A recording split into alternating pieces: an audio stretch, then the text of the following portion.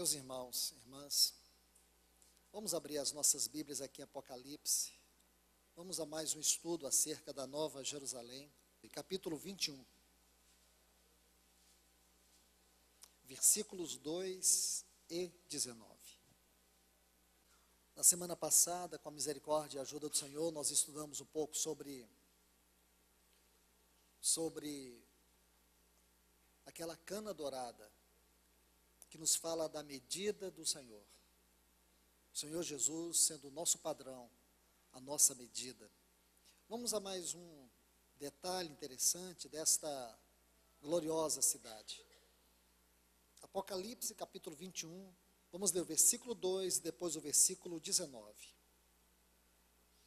Eu, João, vi a santa cidade, a nova Jerusalém, descer do céu da parte de Deus, preparada como uma noiva adornada para seu esposo. Versículo 19. E os fundamentos do muro da cidade estavam adornados com todo tipo de pedras preciosas.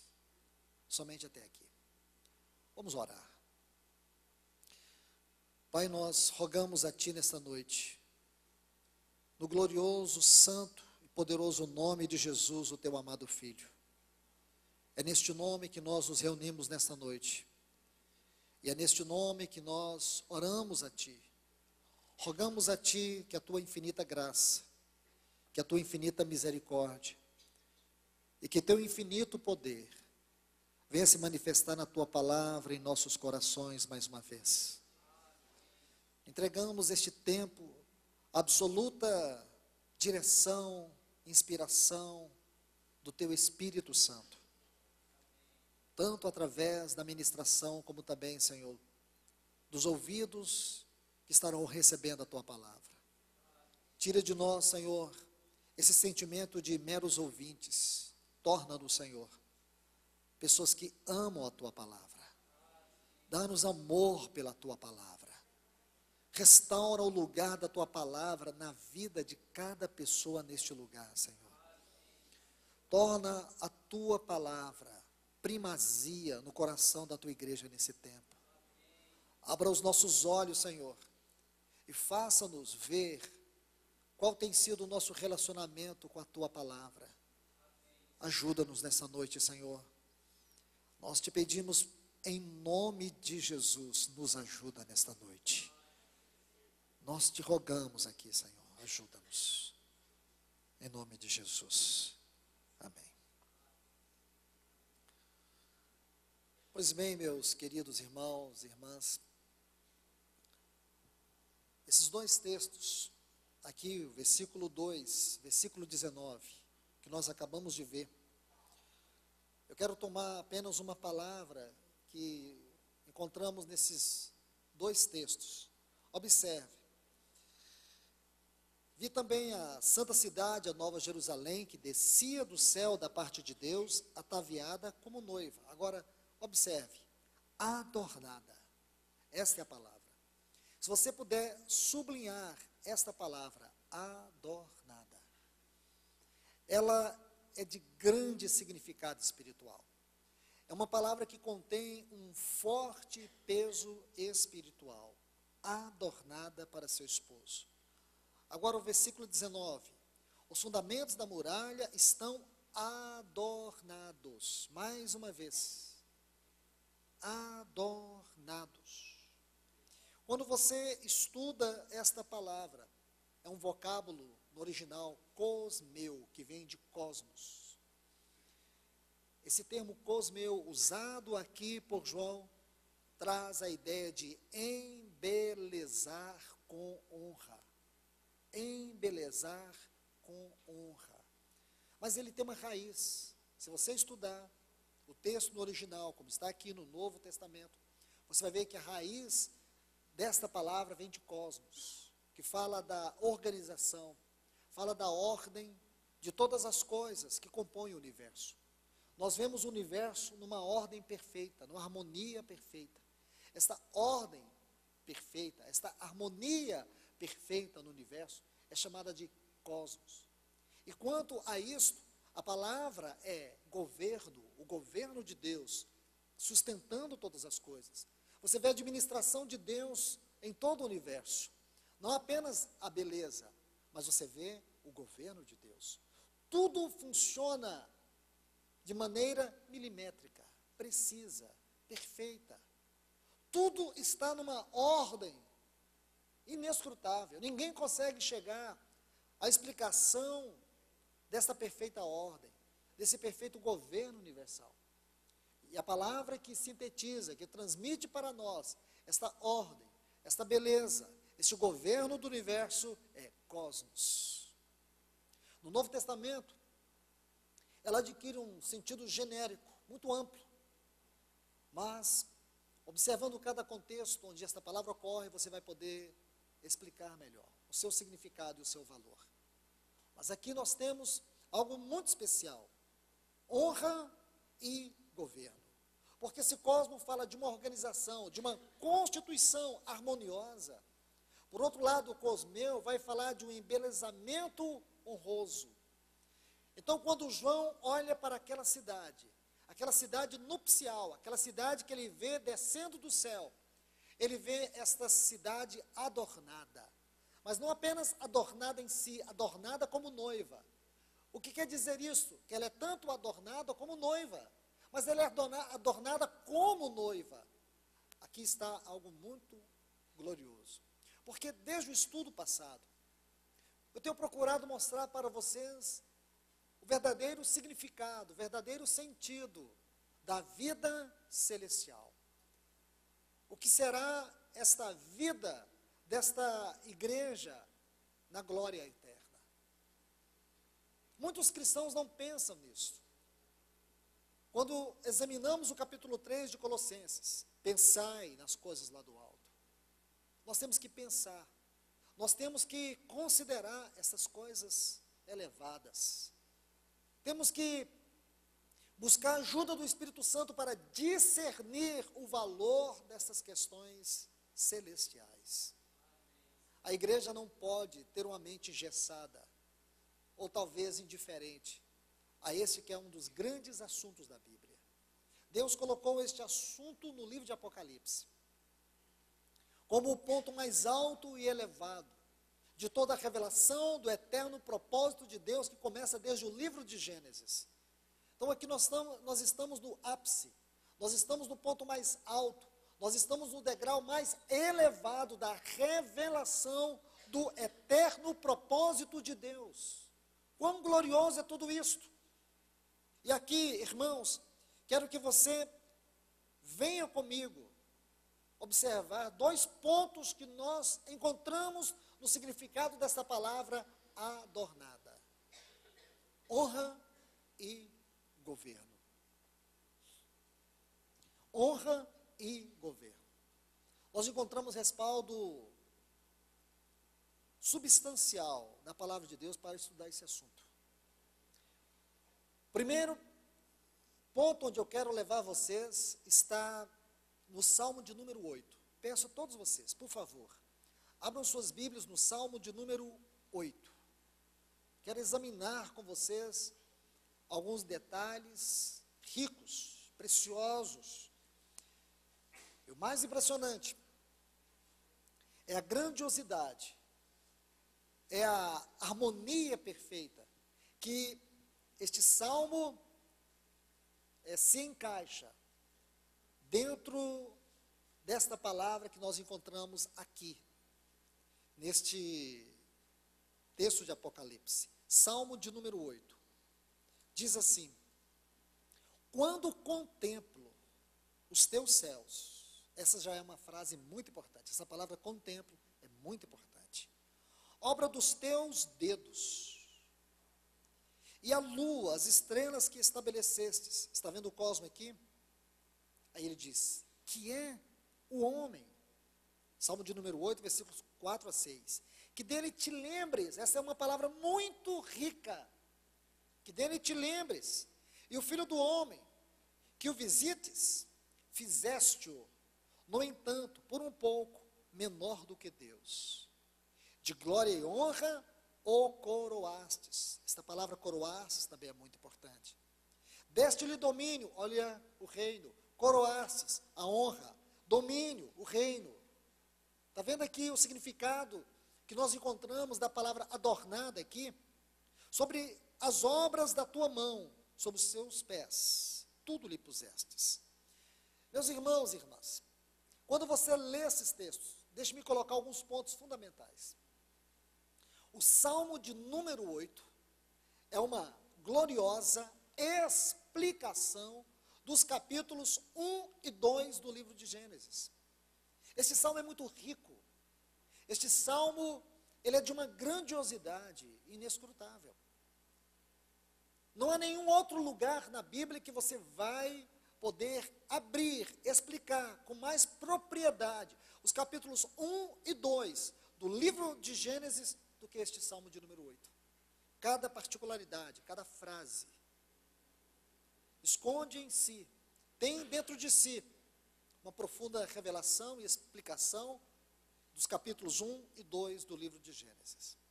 Então você vê que Davi ignora propositadamente os acontecimentos de Gênesis 3.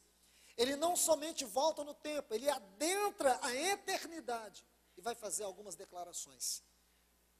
Veja, pelo menos 3 pontos importantes aqui. Primeiro está aqui, quando contemplo. Quando contemplo.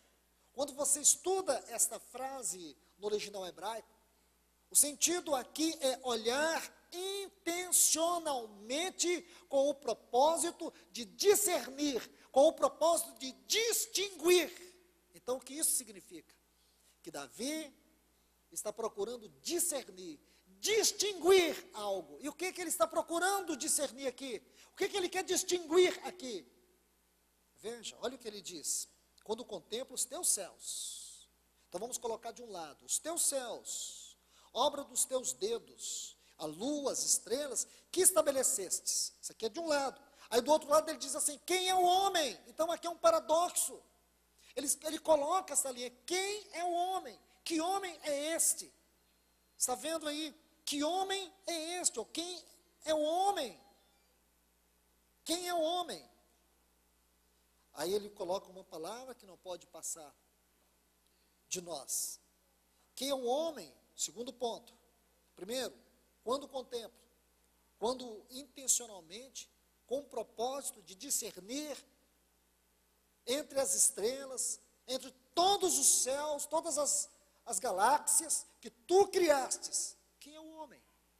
Diante de tudo isso, o que é o homem? Estão entendendo, irmãos? Está claro para vocês? Você vê que não é uma declaração tão simples? Você vê que para ler esses 4 versículos, nós precisaríamos, talvez, de muitos e muitos anos de meditação. Então, Davi está diante de algo. É como se ele colocasse o homem diante de todo o universo. Ele diz, quem é o homem? Agora, aqui está a palavra. Para que dele te lembres. Está vendo essa palavra? Lembres. Se você estuda essa palavra, você volta no original hebraico, você estuda essa palavra, você vai descobrir algo muito importante sobre ela. Isto é, algo que ocupa o pensamento. Escute isso, irmãos. Algo que ocupa o pensamento. Sabe o que Davi está dizendo? Contemplando todo o universo, estou tentando entender, distinguir, por que o homem é o que existe de mais precioso, tão precioso, que ocupa todo o teu pensamento. Por que o teu pensamento não se ocupa no universo? Por que tu colocaste o teu pensamento sobre o homem? Quem é este? Aqui, este homem não é um homem qualquer. Este homem não é o homem adâmico. Este homem tem um profundo significado por toda a Bíblia. Só lá no Novo Testamento nós vamos entender quem é este homem. Está vendo, irmãos? É um salmo qualquer? Claro que não, irmãos. Claro que não. Se você estuda aqui, essa palavra, lembre-se, transmite a ideia de algo que estava no pensamento de Deus. Significa algo que sempre esteve no pensamento de Deus. E aqui nós temos que aprender algo. Nada existe em Deus por acaso. Nada acontece por acaso em Deus. Tudo que existe em Deus tem um caráter eterno. Então o que isso tem a nos dizer? Que este homem já estava eternamente no pensamento de Deus. Então ele não está falando de um homem qualquer. É claro, se vocês examinarem, vocês vão chegar à conclusão, vão dizer assim um dia para mim, ó Luiz, eu examinei a palavra lembres lá, eu descobri que no Antigo Testamento é um termo genérico, tem muitas citações, fala muitas coisas. É difícil entender? É claro que é. Então vou ajudar você. Primeiro, tente ver, nos melhores dicionários, você vai ver várias explicações, e uma delas é esta: algo que sempre está, ou esteve, ou permaneceu no pensamento. Mas quando você olha para a Bíblia, você vai ter que ler vários textos, e você vai ver que tem muitos textos que tocam esse significado. Um deles está aqui no Salmo de número 25. Ele diz assim: lembra-te, ó Senhor, das tuas piedades, ou bondade, e das tuas misericórdias, porque são eternas. Então, o que ele quer dizer? Que a bondade e a misericórdia de Deus são coisas eternas em Deus.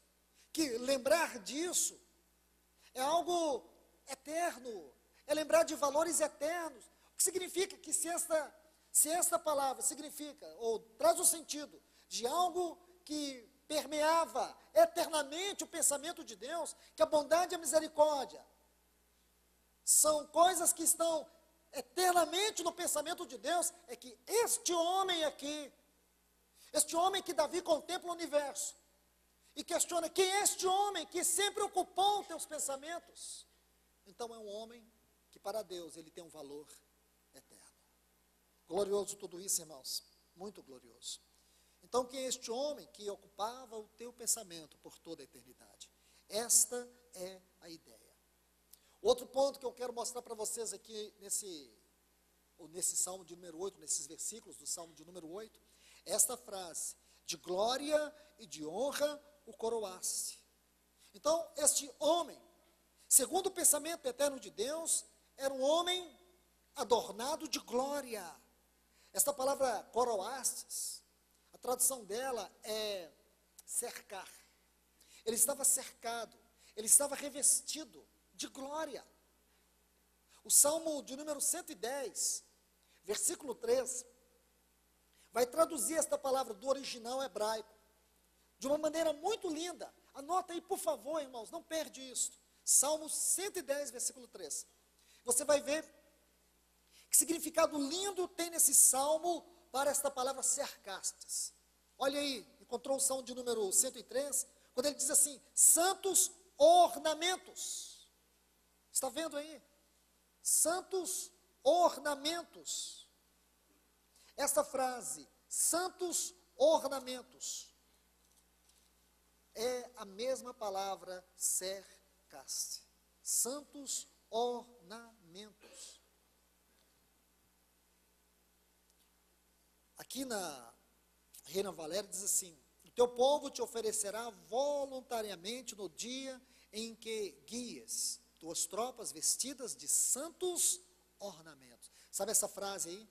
Santos ornamentos, é a mesma palavra no original hebraico para cercastes. Então aquele homem, segundo o pensamento eterno de Deus, era um homem cercado de santos ornamentos de glória e de honra. Estão vendo, queridos? Permita-me acrescentar mais um ponto, que está no versículo 6, ele diz: deste-lhe domínio. Então nós temos algo acerca deste homem celestial, deste homem que sempre esteve na mente, no pensamento e no propósito de Deus. E quem é este homem, irmãos? Que homem é este? Porque quando nós olhamos lá no livro de Apocalipse, no capítulo 21, versículos 2 e 19, nós encontramos algo muito significativo. João vê uma cidade. Essa cidade fala da obra consumada do Senhor Jesus. Essa cidade não tem aspectos geográficos e nem tampouco aspectos físicos, como nós podemos imaginar de uma cidade. Essa cidade é uma cidade nupcial. Essa cidade, ela tem um aspecto corporativo. É a representação e a expressão máxima da obra de Deus na vida da sua igreja. Se esta é a definição que nós temos, então nós estamos chegando perto de algo, porque o Senhor colocou pequenos detalhes. O Senhor colocou detalhes muito pequenos, mas com uma evidência substancial, a ponto de assombrar nosso coração, para que nós compreendamos de uma vez por todas o valor da obra de Cristo em nossa vida. Nós precisamos nos apegar a isto com muita força, com fé, com dedicação, porque o Senhor está falando a esta igreja que vai um dia expressar o testemunho de Deus por toda a eternidade. Sim, expressão do testemunho de Deus, porque na eternidade haverá a expressão do governo de Deus. Nós teremos as nações, e esta cidade, ela será o testemunho máximo da expressão de Deus. Então Deus está trabalhando nessa cidade, e Ele está fazendo isso hoje, nesta noite, neste lugar. Graças ao Senhor por isso, irmãos. Então, por favor, olhe para esses textos aí, do Salmo de número 8, versículos 4 a 6. A ideia de honra e governo, que nós encontramos aqui no texto de Apocalipse 21, 2 e 19, é transmitida com mais luz aqui, nesses versículos 4 a 6, do Salmo de número 8. Estão vendo, irmãos? A importância deste salmo, como você pode configurar, como você pode conjugar esses textos. Quanta luz o Espírito Santo vai te dar aqui. Um outro ponto que eu quero que você veja. Nós não podemos considerar, nem tampouco refletir sobre a Nova Jerusalém, se não entendemos o que significa a palavra honra e a palavra governo. Porque essas duas palavras estão inseridas no caráter, na natureza desta cidade. Essas duas palavras, elas explicam para nós a realidade prática da Nova Jerusalém. O outro ponto, irmãos, e aqui, talvez em honra e governo. Honra tem a ver com a verdade da realidade transmissível do caráter de Cristo. E o governo tem a ver com a expressão do poder de Cristo. Então, na Nova Jerusalém, a honra dele será transmitida a esta igreja, ou a esta cidade, mas também o seu poder para expressar o governo eterno de Deus. Ainda, irmãos, eu quero colocar um ponto que para mim é fundamental, para que nossa mente se abra acerca deste homem segundo o pensamento de Deus, este homem celestial. No Novo Testamento nós temos um assunto tão rico que fala sobre o novo homem, de uma nova criação. Existem duas cartas que trataram de maneira tão gloriosa acerca deste homem, ou deste novo homem. Do ponto de vista do propósito eterno de Deus, só existiram dois homens, Adão e Cristo, o primeiro e o segundo homem. Tanto Romanos como Coríntios vai nos falar acerca deste novo homem. Romanos 5, 1 Coríntios 15, vamos ver esses dois homens, o velho Adão e Cristo, o primeiro e o segundo. Este segundo homem, ele é o novo homem de uma nova criação. Este segundo homem é este homem aqui do Salmo de número 8. Este homem que sempre esteve no pensamento de Deus. Mas o pensamento de Deus com relação a este homem é um pensamento corporativo. Porque era desejo de Deus que este homem fosse um homem corporativo. Então vamos ler alguns textos, por favor. Efésios capítulo 4. O versículo 24. No capítulo 2 também temos uma referência a este novo homem, mas vamos nos deter apenas a esses dois textos. Porque aqui nós estamos compreendendo que tudo que Adão perdeu lá no paraíso, você se lembra, irmãos, quando Deus criou o homem? Vou recordar, junto com vocês. Versículo 26 do capítulo 1 de Gênesis. façamos o homem conforme a nossa imagem, conforme a nossa semelhança. Tenha ele domínio. Então, primeiro ponto, façamos o homem conforme a nossa imagem e conforme a nossa semelhança. A palavra representativa para explicar-nos o que tudo isso será restaurado na Nova Jerusalém é glória ou honra. Aí depois diz, domine ele, os peixes do mar, as aves dos céus e os répteis da terra. Aqui nós temos a palavra domínio. Então, glória e autoridade, honra e domínio, descreve esses textos, concernente o primeiro homem. Mas este homem falhou. E quando ele falhou, ele expôs a honra de Deus e a autoridade de Deus à vergonha. Mas o segundo homem veio. E ele resgatou a glória e a autoridade de Deus sobre todo o universo. Este é o novo homem dessa nova criação. Este é o homem que é o padrão, a medida de Deus, aquela cana de medir que nós estudamos no domingo passado. Então, queridos, olha o versículo 24 do capítulo 4. E vos revistais do novo homem, criado segundo Deus, em justiça e retidão, procedentes da verdade. A sensação que eu tenho quando eu leio esse texto é que eu não li esse texto direito. Eu não sei se você sente isso. Aí eu sou forçado a repetir e ficar lendo esse texto, até que eu possa entender mais dele. Tão profundo é esse texto. E vos revistais do novo homem, criado segundo Deus. Olhe essa frase, criado, segundo, de acordo. Aqui tem a ver com o padrão, com o caráter de Deus. Este novo homem, ele está de acordo com o pensamento de Deus. Em justiça e retidão, procedentes da verdade. Vamos ao outro texto, Colossenses capítulo 3 e o versículo 10. Coloque esses textos juntos, escreva aí ao lado, para você nunca esquecer. Então diz, e vos revestistes do novo homem, que se refaz. Aí tem uma palavra muito importante, refaz. Sublinhe essa palavra. Para o pleno conhecimento, aqui nós temos uma frase, mas no original é apenas o termo epignose, o conhecimento mais alto, mais avançado, mais elevado, o conhecimento absoluto.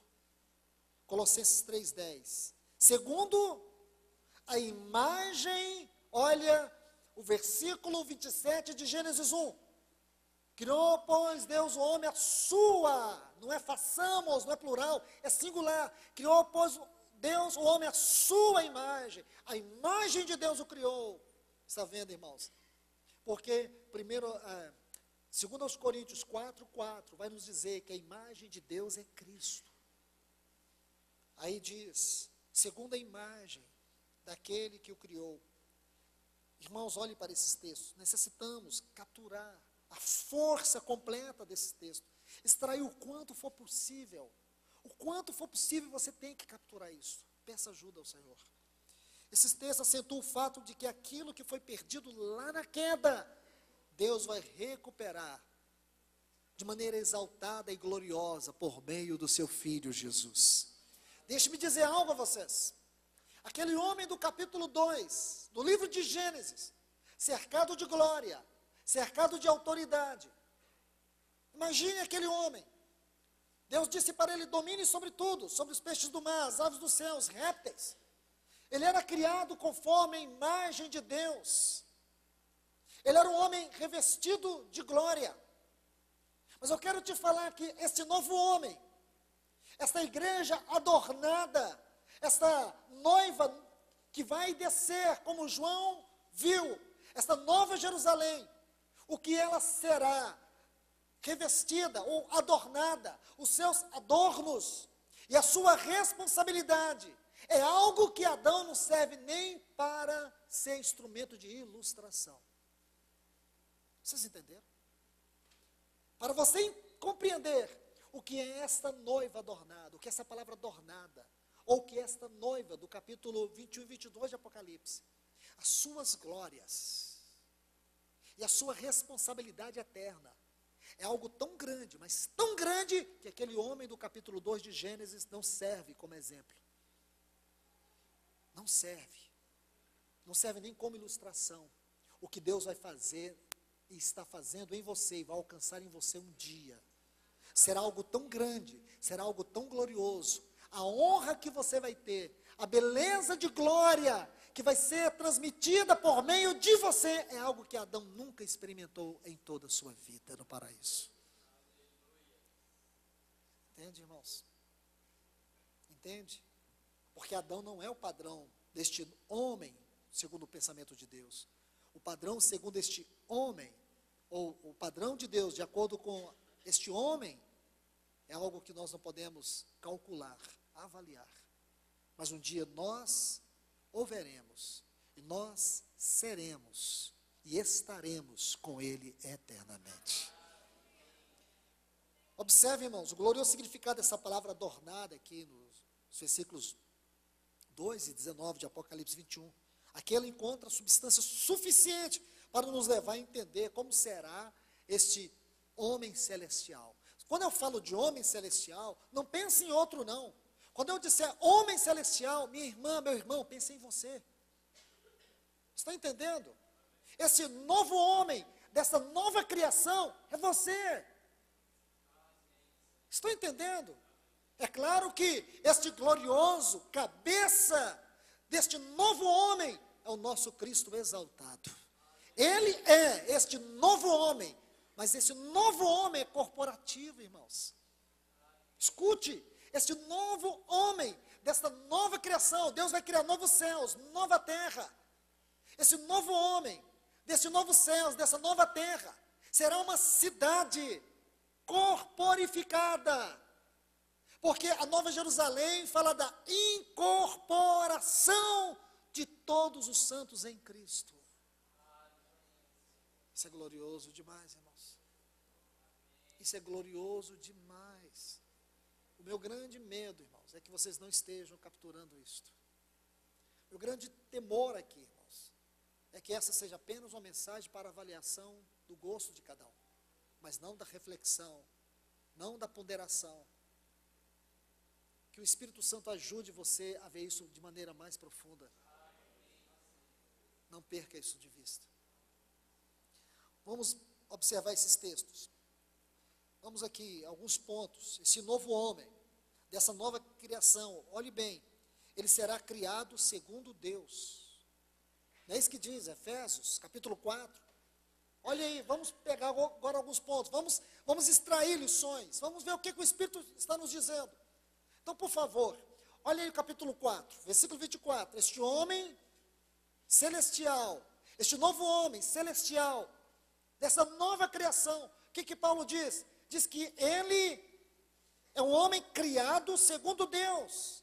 Se você pegar a palavra criado, aqui, no original, como Paulo usou neste capítulo 4, você vai ver que ele usa ela mais uma vez aqui em Efésios.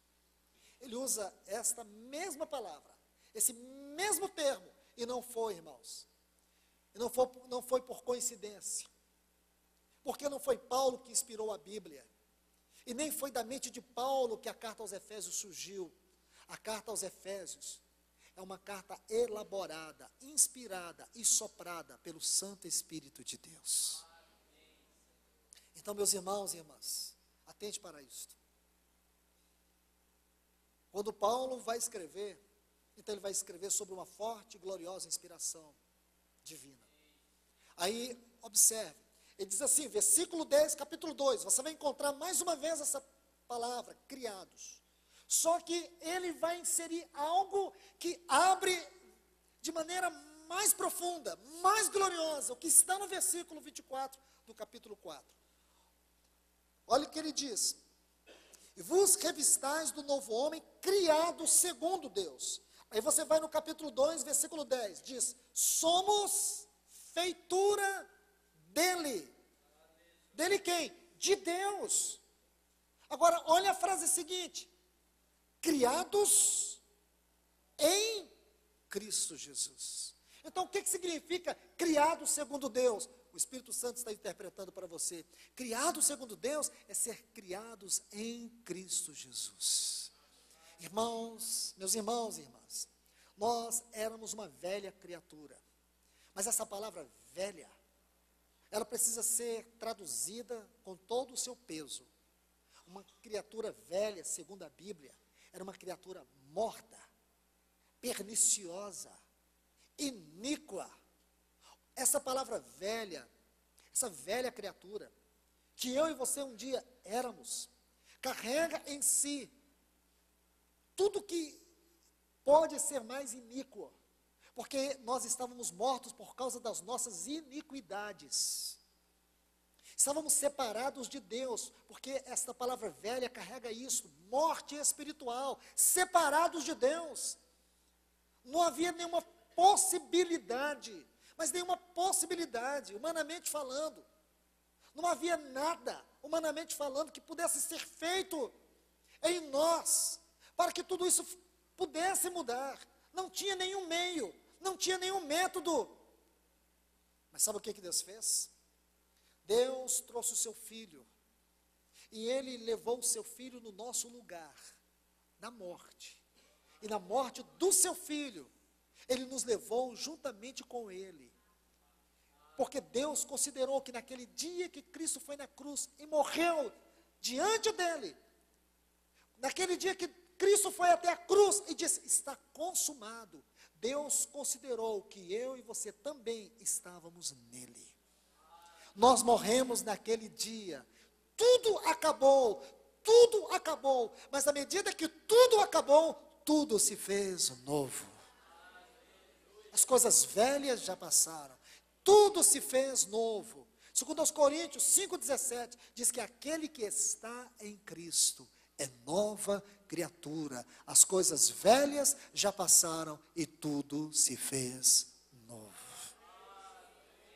Isto é maravilhoso, não é, irmãos? Muito maravilhoso.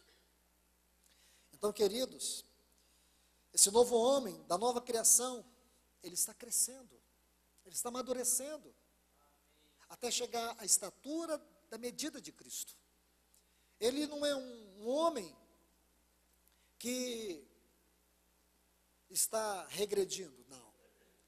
Se você está em Cristo, se você tem certeza disso, se a sua salvação não é psicológica, se o novo nascimento não é um fato religioso, se o novo nascimento é uma realidade em você, então você não está regredindo, você está progredindo.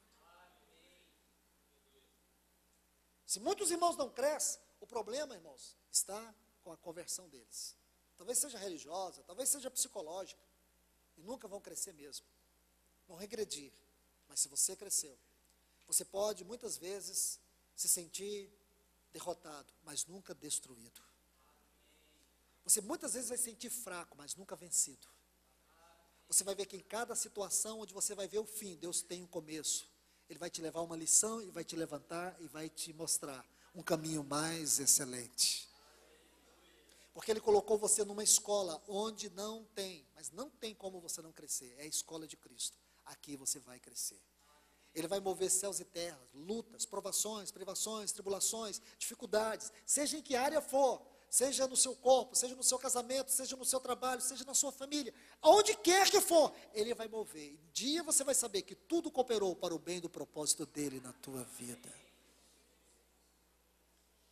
Então, queridos, lembra da palavrinha que nós encontramos aqui? Ele diz assim, no capítulo 13, versículo 10 de Colossenses: e vos revistais do novo homem que se refaz. Gosto dessa palavra, porque ela vem de dois vocábulos no original, ana e kaino. Então, ana e kaino, essa primeira expressão, ana, fala no meio de, entre duas coisas, mas o termo que forma a base da etimologia dessa palavra é kaino. É muito significativo isso, porque quando você estuda esta palavra, kaino, ela traz dois sentidos. E que sentidos, viu, irmãos? O primeiro sentido tem a ver com respeito à forma, o conceito de algo. E o segundo tem a ver com a substância. Então, primeiro, forma, segunda, substância. Então, ele quer dizer que este novo homem, segundo Deus, é de acordo a forma e a substância deste novo homem celestial que sempre esteve no pensamento, na mente e no propósito de Deus. Que palavra, irmãos! Palavras que estão na nossa Bíblia e muitas vezes nós não estudamos elas profundamente. Precisamos de ajuda do Espírito Santo, porque nós vemos dois conceitos nesta palavra. O primeiro refere-se à forma, e o segundo, a substância. E aqui nós temos algo maravilhoso, porque tanto a forma como a substância deste novo homem, Deus encontrou em seu único filho. Ele é a forma, ele é a substância deste novo homem celestial. Graças ao Senhor por isso, irmãos, graças ao Senhor, porque aqui nós precisamos entrar no significado prático de tudo isso.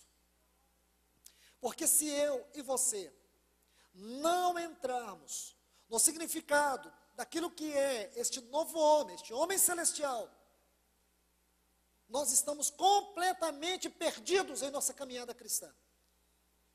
Se você não compreende o verdadeiro sentido deste homem ou novo homem corporativo, se você não compreende isso, então, na verdade, você está caminhando a ermo.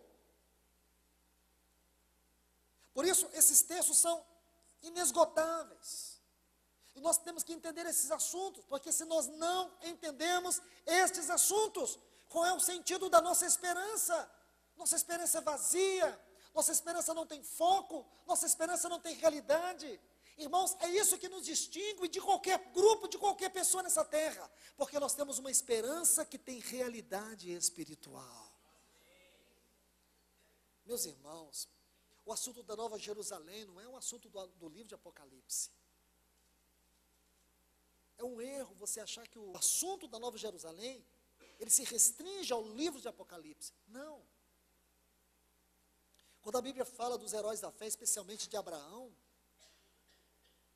você vê que no capítulo 11 do livro de Hebreus, diz que ele caminhava rumo para uma cidade que tem fundamentos. Você se lembra disso?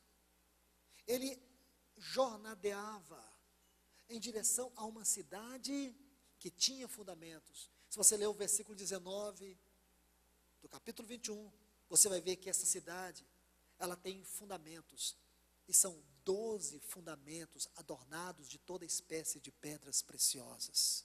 Então, desde o livro de Gênesis, Deus já estava nos falando sobre a Nova Jerusalém. Percebe? Que assunto glorioso. Então, como não entender isto?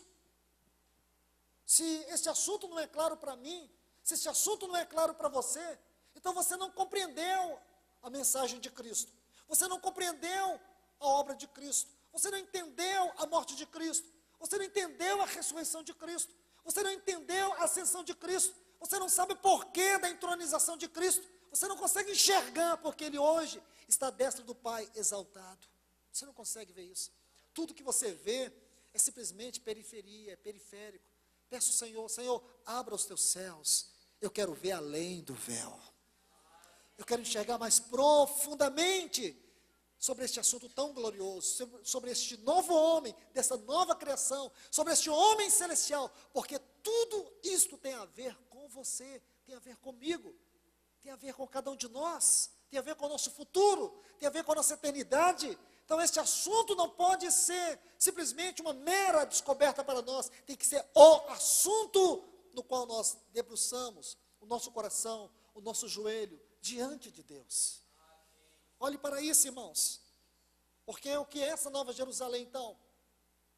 Essa corporificação, a corporificação dos filhos de Deus. Aqui nós temos mais um ponto, eu só vou introduzir, quero encerrar por agora. Nós já vimos então essa primeira parte, com essa palavra adornada. Mas permita-me colocar só mais um ponto, mas não vou fazer uma exposição, apenas uma introdução dele. Então, considerando que essa Nova Jerusalém, adornada, e aqui vem a palavra honra e governo, glória e autoridade, Esta é uma cidade constituída de elementos vivos.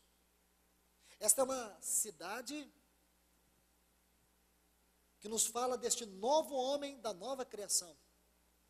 Esta cidade nos fala do homem celestial, um homem corporativo segundo o pensamento eterno de Deus. Então, se tudo isso é claro para nós, aqui nós vamos a mais um ponto. Essa cidade é a incorporação de todos os salvos em Cristo Jesus. O versículo 19 do capítulo 21 diz assim: os fundamentos da muralha da cidade estão adornados de toda espécie, está vendo aqui? Toda espécie de pedras preciosas. Novamente, Apocalipse 21, 19. Sabemos que essa cidade é isto, essa inclusão de todos os salvos em Cristo. Nos fala desses valores eternos da pessoa bendita do Filho de Deus. Então, quando nós olhamos para esse texto, nós temos essa visão gloriosa. Mas, irmãos, por favor, olhe aqui. Existe algo que vocês têm que capturar. Se essa cidade fala da corporificação dos filhos de Deus, isso tem uma mensagem para nós. E ela está lá no capítulo 1 do livro de Apocalipse. Eu vou apenas introduzir, mas eu quero ler os textos com vocês. E quando o Senhor permitir, nós voltaremos aqui para tocar esses textos. Apocalipse capítulo 1, versículo 12, por favor. Está assim: voltei-me para ver quem era a voz que falava comigo. Virando-me, vi 7 candeeiros, está vendo aqui, de ouro. 7 candeeiros de ouro. Aqui você tem uma figura muito especial. Porque, irmãos, você se lembra do candeeiro lá, no livro de Êxodo, capítulo 25? O candeeiro, ele tinha uma haste central. No alto dessa haste tinha uma lâmpada. E do lado dessa haste tinha 3 braços de cada lado. 3 de um lado, 3 de outro. Este era o candeeiro. E essa haste central, ou como todo candeeiro, ele fala do Senhor. Mas essa haste central é que nós temos que estudar. Porque nós temos que compreender como que nós vamos fazer parte dessa natureza santa e gloriosa do Senhor Jesus. Como que é possível eu e você sermos inseridos neste homem celestial, dessa nova criação? Como é possível? Como? A figura do candeeiro está aqui, irmãos, de maneira tão gloriosa para nos ilustrar isto. Vamos para o versículo 13. Ele diz: no meio do candeeiro, este é o centro destes candeeiros, semelhante ao Filho do Homem, com vestes talares, cingido à altura do peito, com uma cinta de ouro. Que figura, irmãos! Essa figura não pode passar de qualquer maneira diante de nós, nesse texto. Você tem que capturar isto. Por favor, olha o que ele diz. Que ele viu 7 candeeiros. O número 7 fala da obra perfeita de Deus. Candeeiro é uma figura do nosso Senhor. Aqui nós temos distintos aspectos do nosso Senhor nessa figura do candeeiro. Mas aqui João vê 7 candeeiros, não 1, mas 7. Mas o número 7 representa a obra perfeita de Deus. E no meio desses 7 candeeiros tinha o Filho de Deus, vestido como sumo sacerdote segundo a ordem eterna de Melquisedeque. Se você observar, as vestiduras dele aqui, as mesmas vestiduras de um sumo sacerdote. Então, queridos, aqui nós temos uma visão gloriosa, que João está, pelo Espírito, transmitindo a nós. O Senhor Jesus é aquele que tem total preeminência na sua igreja. E que estes candeeiros aqui, estes 7, não apenas falam da obra perfeita dele, mas fala da preeminência e da centralidade dele. Capture tudo isso. Agora, por favor, versículo 20 desse capítulo 1. Quanto ao mistério das 7 estrelas que viste na minha mão direita, e os 7 candeeiros de ouro, as 7 estrelas são os anjos das 7 igrejas. Agora, os 7 candeeiros são as 7 igrejas. Capítulo 2, versículo 1. Ao anjo da igreja em Éfeso escreve: essas coisas diz aquele que conserva na mão direita as 7 estrelas, agora observe, que anda no meio dos 7 candeeiros. Então, meus irmãos e irmãs, aqui nós vemos algo muito glorioso, porque o candeeiro vai falar justamente desta incorporação de todos os santos em Cristo. Todos nós sabemos que a palavra Cristo, biblicamente falando, ela não faz referência restrita a Cristo como Messias. Se você estuda dessa forma, você vai se perder na revelação do propósito eterno. Essa palavra Cristo, esse termo Cristo, é um termo todo inclusivo. Lembra de Mateus capítulo 16. O Senhor Jesus estava com os discípulos subindo o Monte Hermon para as nascentes do Jordão, porque o Jordão nascia lá no alto do Hermon. Espiritualmente falando, ele estava levando os discípulos para a fonte da revelação, para as nascentes da revelação. Por que nascentes da revelação? Porque toda a revelação do Novo Testamento, elas estão firmadas, ou toda a revelação do Novo Testamento, ela está firmada em 4 fundamentos. E quando você estuda o capítulo 16, você vai ver esses 4 fundamentos: Cristo, a igreja, a cruz e o reino. E o reino tem a ver com a Nova Jerusalém. Veja isso, irmãos. Veja dessa forma. Aqui o Senhor vai colocar os 4 fundamentos. E o primeiro é Cristo. Quando você lê Colossenses 2, versículo 1, Paulo vai dizer que o mistério de Deus é Cristo. Cristo é um mistério. Mas quando você vai para Apocalipse capítulo 10, versículo 7, diz que quando o anjo tocou a 7ª trombeta, o mistério de Deus foi revelado.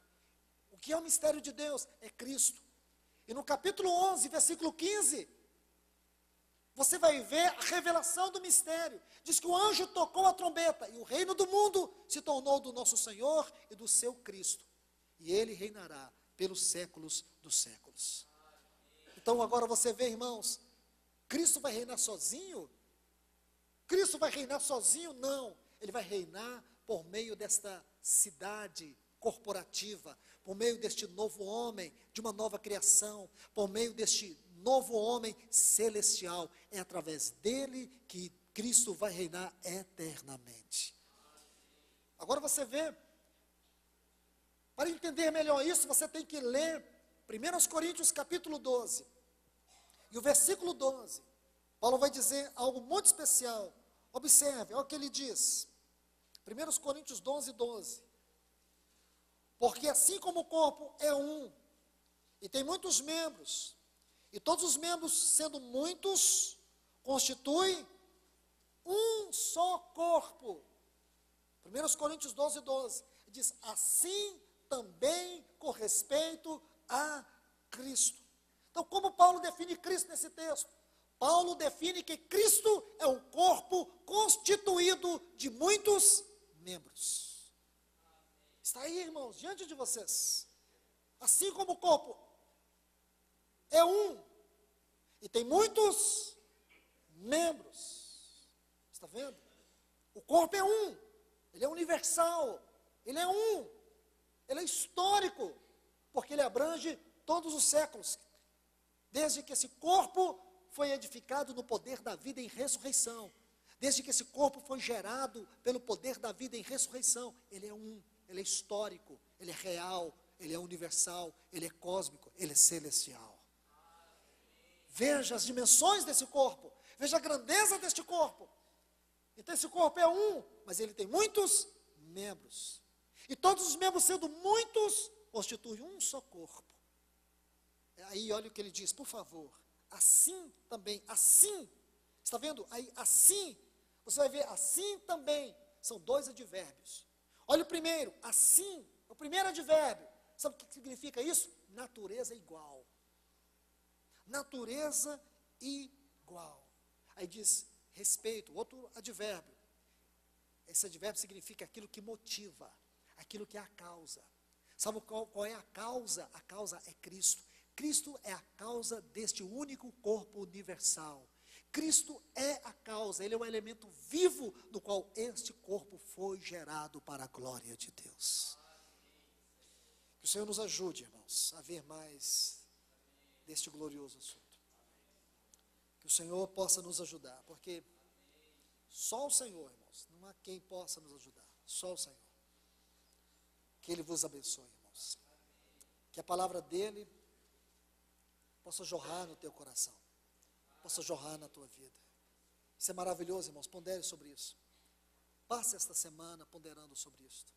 Leia, quantas vezes você puder ler estes textos, reflita sobre eles, ore sobre eles. Peça ao Senhor que te dê mais luz sobre eles. Peça que o Senhor fale ao teu coração sobre eles, porque Ele quer falar. Como Ele disse para Jeremias: clama-me, responder-te-ei, anunciar-te-ei coisas grandes e firmes que não sabes. Ele quer se revelar, irmãos. Essa é a sensação clara que eu tenho. O Senhor quer falar a nós. Ele não quer deixar nada escondido, Ele quer falar tudo às claras. Que Deus vos abençoe com esta palavra, irmãos.